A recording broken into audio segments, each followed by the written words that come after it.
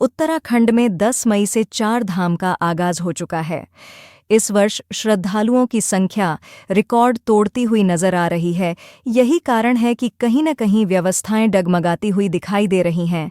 यात्रा के शुरुआती दिनों में ही कई तस्वीरें सामने आ चुकी हैं, जिन्हें देख विपक्ष लगातार अव्यवस्थाओं को लेकर सवाल खड़ा कर रहा है।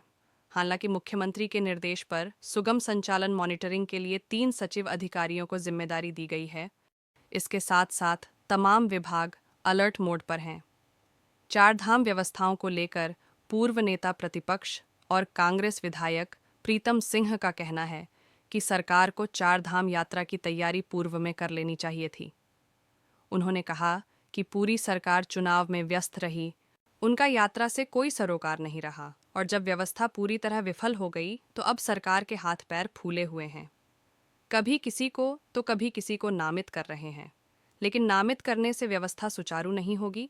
उन्होंने कहा कि सरकार ने चार धाम के लिए जो व्यवस्था होनी चाहिए थी वो नहीं की, जिसका परिणाम आज सामने है। देखिए, मैं समझता हूँ कि चार धाम यात्रा की तैयारी सरकार को पूर्व में कर लेनी चाहिए थी, पूरा होमवर्क कर लेना चाहिए था, लेकिन सरकार ने कोई होमवर्क नहीं किया।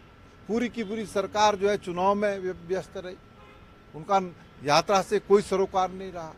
लोग आगे, यात्री आगे, जब वो जा रहे हैं, जब व्यवस्थाएं पूरी तरीके से विफल हो गई, अब सरकार के हाथ पांव भी फूले हैं। कभी किसी को नामित कर रहे हैं, कभी किसी को नामित कर रहे हैं। नामित करने से व्यवस्था थोड़ी सुचारू रूप से हो जाएगी।